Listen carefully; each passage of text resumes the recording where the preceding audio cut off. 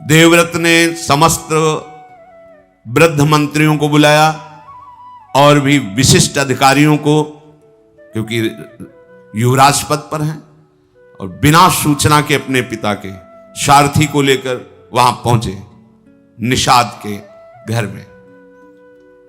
क्या शुल्क रखा है आपने अपनी पुत्री के लिए? जो भी चाहोगे मैं तुम्हें दूंगा, पर मेरे पिताश्री के लिए तुम्हारी ये कन्या चाहिए।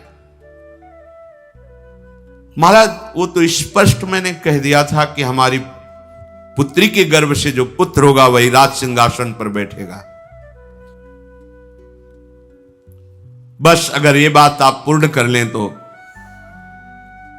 निषाद के ऐसा कहने पर समस्त मंत्रियों और राज पदाधिकारियों के सामने कहा कि मैं अपने पिता का मनोरथ पूर्ण करने के लिए ये प्रतिज्ञा करता हूं कि कभी राज सिंहासन पर नहीं बैठूंगा। युवराज पद पर हूं तो जीवन भर सिंहासन की रक्षा करूंगा, और जो तुम्हारी पुत्री से पुत्र होगा वही राज सिंहासन पर, ये मैं प्रतिज्ञा करता हूं। बोले महाराज, ये दोषयुक्त हमें इसमें दिखाई दे रहा है, क्योंकि आज तक कोई ऐसा पुरुष पैदा नहीं हुआ कि आपका विरोध सह सके। तो आप तो ऐसा बोल गए, लेकिन जब आप ब्याह करेंगे और आपका पुत्र पैदा होगा तो उसने तो संकल्प नहीं किया, वो तो मार के गिरा देगा और सिंहासन पर बैठेगा। जब उसे पता चलेगा कि आप युवराज पद पर थे और ऐसा हुआ तो बर्दाश्त नहीं करेगा। महाराज, मुझे डर लग रहा है ऐसा आपके कहने पर भी। इसलिए कन्या पर आपका पूरा अधिकार तभी माना जाएगा जब आप मुझे निर्भय कर देंगे। सत्यवती के हित के लिए राजाओं के मंत्रियों के बीच में आपको वो बात कहनी होगी जिससे मैं निर्भय हो जाऊं। और मैं जानता हूं कि आप कभी हंसी में भी मिथ्या नहीं बोलते, इसलिए आप जो बोलेंगे मैं स्वीकार करूंगा। पर आपका पुत्र सिंहासन का अधिकारी बनेगा तब किसका बस चलेगा? निषाद राज के अभिप्राय को समझकर सत्य धर्म में तत्पर रहने वाले देवव्रत ने अपने पिता का प्रिय करने की इच्छा से बड़ी ही कठोर प्रतिज्ञा की, जो किसी देवता, किसी दैत्य, किसी मानव ने आज तक नहीं की। अपने पिता के लिए उन्होंने कहा, मेरी बात सुनो, जितने दिव्य ऋषि, देवता, अंतरिक्ष के दैवी शक्तियां सब प्रकट होकर सुनो। मैं सत्य कहता हूं, पिता के लिए मैं आजीवन ब्रह्मचारी। ये बहुत बड़ी बात है। पिता के लिए मैं आजीवन ब्रह्मचारी रहूंगा, कभी किसी स्त्री को स्वीकार ही नहीं करूंगा, ना राज सिंहासन में बैठूंगा, ना कभी ब्याह करूंगा, ना कभी ब्रह्मचर्य तोड़ूंगा।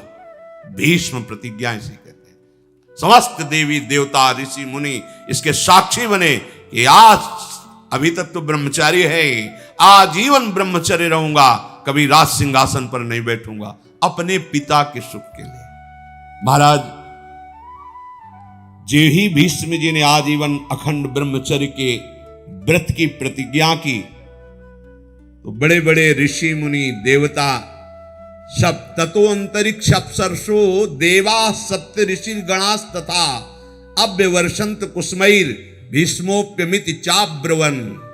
जय हो भीष्म प्रतिज्ञा करने वाले देवव्रत भीष्म की जय हो। आज से तुम्हारा नाम भीष्म पड़ेगा।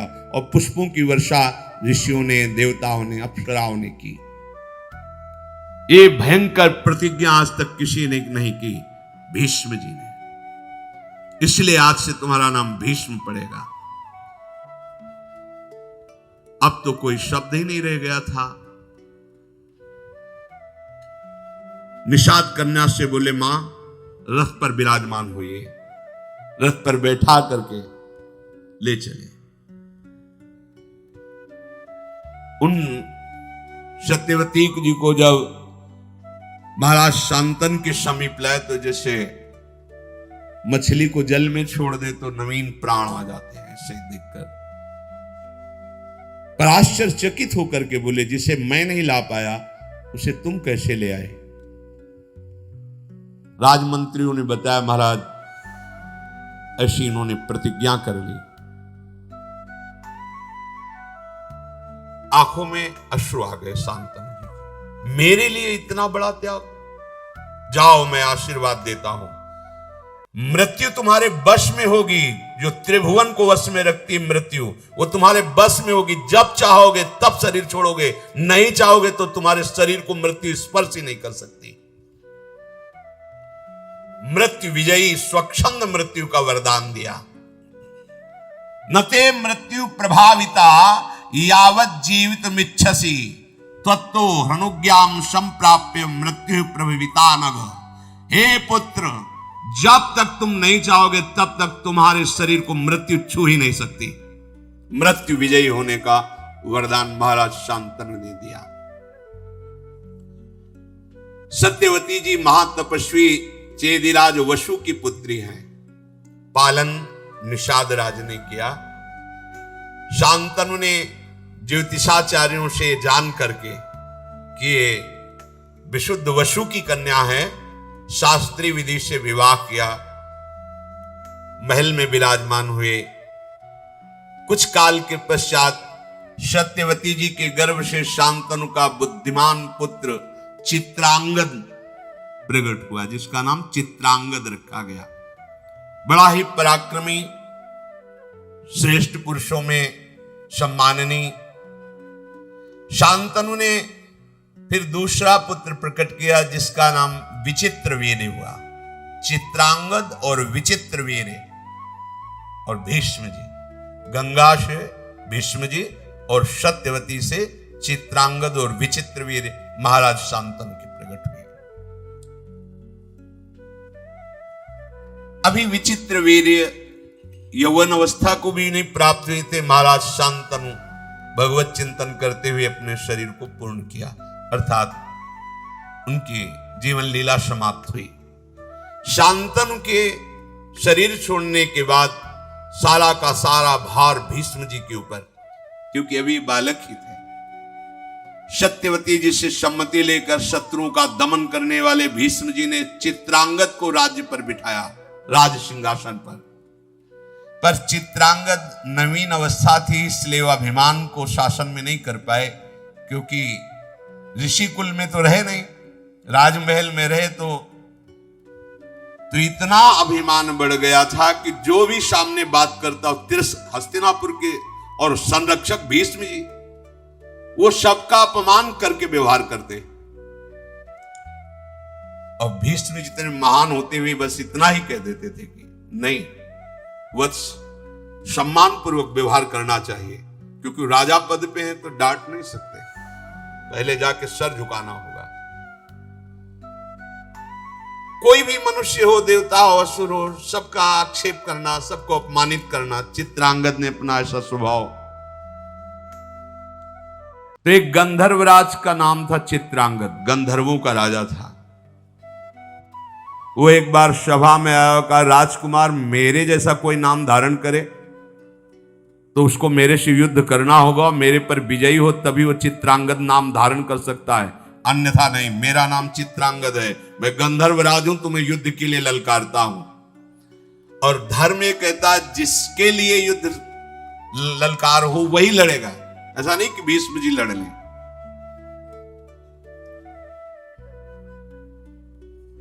सभा से सम्मति पास हुई और कुरुक्षेत्र में चित्रांगद राजकुमार और गंधर्वराज चित्रांगद का युद्ध हुआ। और वो माया युद्ध का स्वामी चित्रांगद, जो गंधर्वराज है,